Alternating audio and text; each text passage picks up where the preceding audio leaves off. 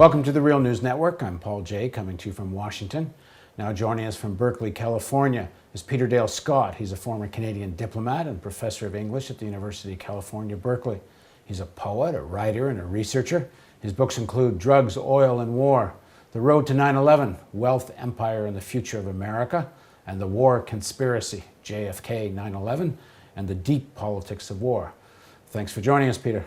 I'm glad to be here. Peter, in your book, The Rio Grande Chessboard and the Profiteers of War, you talked about something else other than the normal military-industrial complex we've read about in the past. Let me read this back to you. Science Applications International Corporation, SAIC, an $8 billion corporation involved in defense, intelligence community, and homeland security contracting. In the words of veteran journalists Donald Bartlett and James Steele, SAIC represents a private business that has become a form of permanent government. SAIC epitomizes something beyond Eisenhower's worst nightmare, the military-industrial-counterterrorism complex. Peter, talk a bit about what you mean by this.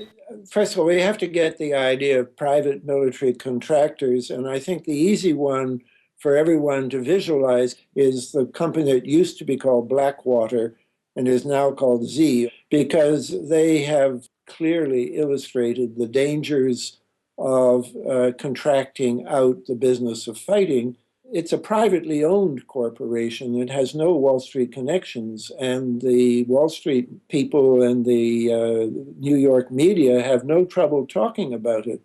But there are these other corporations which are very deeply embedded in Wall Street, of which Booz Allen Hamilton is one and SAIC is another. They are bigger and have been around longer and do more to shape the thinking in Washington, and we don't hear about them. I call them in this article private intelligence corporations because the horrible fact is that Washington is now privatizing intelligence, and that includes surveillance on people. That it has farmed out to SAIC and to others. I think the profit motive almost criminally distorts their perspective on things.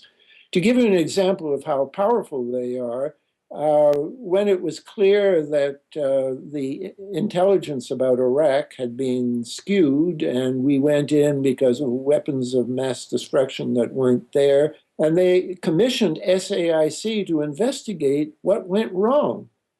And SAIC came up with a report that didn't mention that some of the key people who had been saying that Saddam had weapons of mass destruction, had been saying that it would be necessary to deal with him militarily, were people who were, in fact, working for SAIC. So when you give a private corporation the job of seeing whether we should go to war against a country, and then you give that same private corporation the job of finding out why false information was given, you can see that there has been a very, very deep corruption of the process of gathering and analyzing intelligence in Washington. Who are some of the individuals you're referring to? If you don't mind, I'm going to read an article from an article by Donald Bartlett that you already quoted from. This is David Kay, who was on the committee, and this is what he said in 1998 to the Senate Armed Services Committee, that Saddam Hussein, quote, remains in power with weapons of mass destruction, and that, quote, military action is needed. Wayne Downing, a retired general and proselytized for an invasion of Iraq, stating that the Iraqis, quote, are ready to take the war overseas. They would use whatever means they have to attack us. Both of these men, David Kay and Wayne Downing, worked for SAIC. And so a decent analysis of what went wrong would have pointed to the fact that we were relying on people who had really a profit motive. I'm not saying that they did all of this thinking only of profit. I'm saying that they were totally part of this dominance mindset that I'm talking about. And they know that the way to succeed in Washington is to support the next target, the policy for the next use of the war machine. Now, Robert Gates, Obama's Secretary of Defense, used to be part of SAIC as well. Is that true? Was on the board of directors of SAIC, yes. And Mike McConnell was with Booz Allen Hamilton. So, given the Obama administration, again, promises of a new mindset, has the role of SAIC and these kinds of companies changed in any way? No, you see, this is why I talk about deep politics. Very few people have even raised this issue. It's not on the agenda. You're not going to hear Congress talking about it because a lot of them are lobbying to get contracts for SAIC in their own district.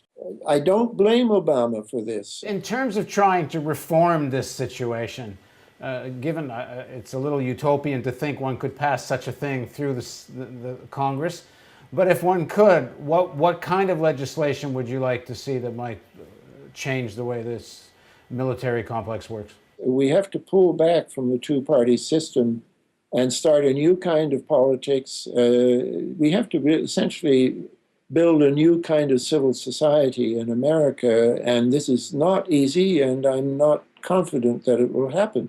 The most likely thing to happen is that America will just go into decline from overextension the way that Britain went into decline from overextension before it. However, in my book, I said, it's true, in the last century, we've seen some wonderful liberation movements that have dealt with what seemed to be insuperable problems. The first was the civil rights movement in the American South. And I'm old enough to remember what everyone said, like what Eisenhower said, that you can't legislate morality. You can't expect people to change their deep-rooted habits, but that change was effective. Given what Obama has to deal with in terms of the systemic weight of the whole foreign policy, military establishment, within that scope, do you see any signs that he's trying to go create any different kind of space? And if he isn't, what do you think would be possible given the circumstances he has facing? What should he be trying to do? I think that Obama has made the same choice that Johnson made, and I don't really want to fault him for it.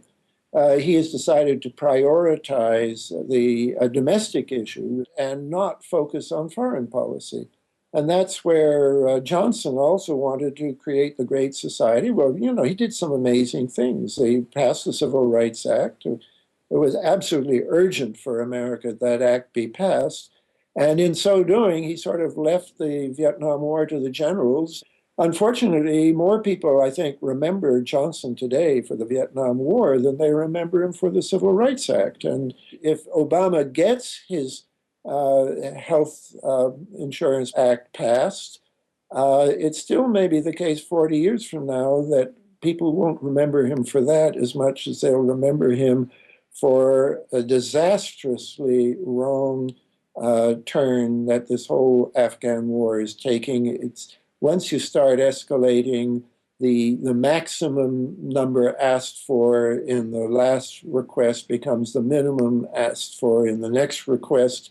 And we know that McChrystal wants the troops for counterinsurgency, and the minimum estimate of the number of troops that would be needed for counterinsurgency in just half of Afghanistan, in the Pashtun southern half, would be something like 400,000 troops. So we're in a really very, very critically dangerous situation right now. We should all do everything that we can just to stop this war from getting even worse. Thanks very much for joining us, Peter.